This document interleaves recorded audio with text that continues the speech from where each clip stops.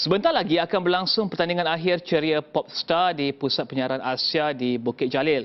Tetapi menarik dengan pertandingan itu ialah kehadiran dua malim gunung yang dibawa khas dari Sabah untuk menjadi tetamu kepada pertandingan menyanyi dan program reality TV anjuran Astro itu. Dan rakan tugas saya, Melissa Sahari, kini bersedia di sana untuk menemubual kedua-dua malim itu yang akan berkongsi pengalaman mereka dalam mendepani gempa bumi di Ranau minggu lalu. Dan Melissa, mungkin Melissa boleh teruskan laporan tersebut, Melissa.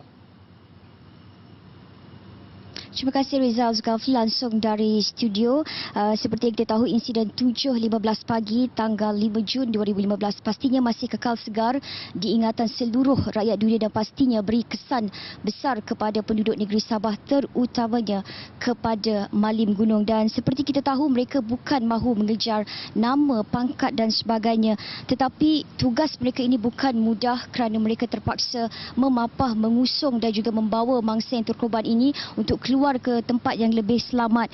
Dan pengorbanan malim gunung yang menyelamatkan mangsa ataupun pendaki yang terkandas di Gunung Kinabalu sebenarnya menarik perhatian dunia dan kini sudah jadi viral di media sosial, dan boleh dikatakan individu yang bergelar malim gunung ini diangkat sebagai adiwira. Dan alhamdulillah hari ini saya berkesempatan untuk bersama dengan dua malim gunung, iaitu di sebelah kanan saya saudara Rauni, berkenaan dengan pengalaman beliau sendiri ketika berada di tempat kejadian. Terima kasih saudara Rauni kerana sudi bersama kami di Awani 745. Mungkin saudara Raudi boleh kongsikan dengan kita ketika kejadian itu, bagaimana agaknya, mungkin apa yang terlintas di fikiran saudara Raudi sendiri?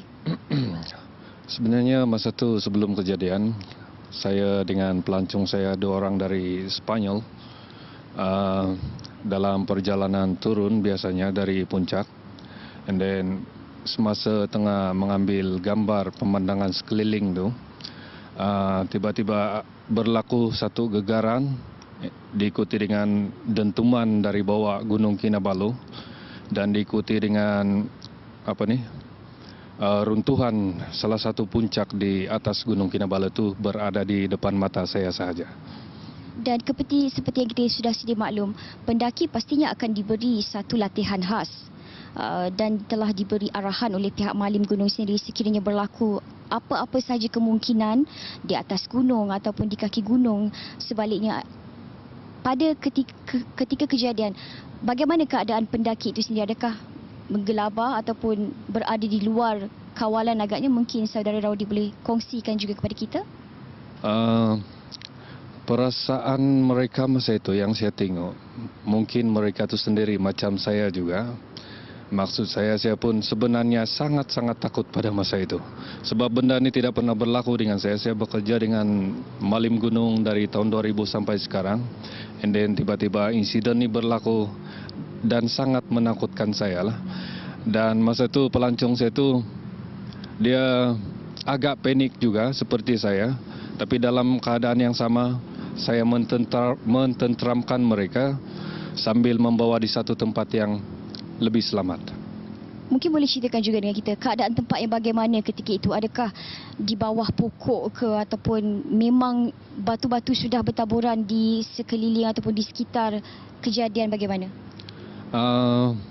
Tempat yang kita berdiri masa berlakunya gegaran itu sebenarnya dia jauh dari runtuhan batu itu sebenarnya. Jadi saya membawa pelancong saya itu pergi atas sikit saja, di samping sedang melihat runtuhan batu yang berada di kawasan laluan rakan-rakan yang terdahulu turun dari puncak. Selain daripada bantuan arahan yang dikeluarkan oleh pihak saudara Raudi sendiri, apakah bantuan arahan lain yang diberikan? Sebagai contoh, mungkin hanya menunggu arahan sahaja ataupun masih meneruskan perjalanan, ataupun memang hanya menunggu untuk bantuan yang akan diberikan oleh pihak pegawai operasi kita sendiri? Di samping kita menunggu bantuan dari pihak berkuasa, saya dengan seorang kaki tangan Taman Sabah masa itu, maupun kita ada 30 orang guide masa itu yang terkandas di puncak masa itu dengan 105 pendaki dari pelbagai negara. Jadi masa itu di samping menunggu bantuan dari pihak berkuasa, kita sebelum mulai gelap, kita kena buat keputusan yang tepat untuk para pelancong. Kita ada 1 minit lagi. Mungkin saudara boleh singkatkan sedikit selepas susulan gempa ini. Adakah bantuan masih lagi teruskan ataupun di pihak saudara Raudi sendiri bantuan yang bagaimana agaknya? Kami telah kami sentiasa bekerjasama sebenarnya dengan pihak Taman Sabah maupun Bomba ataupun dari agensi penyelamat yang lain.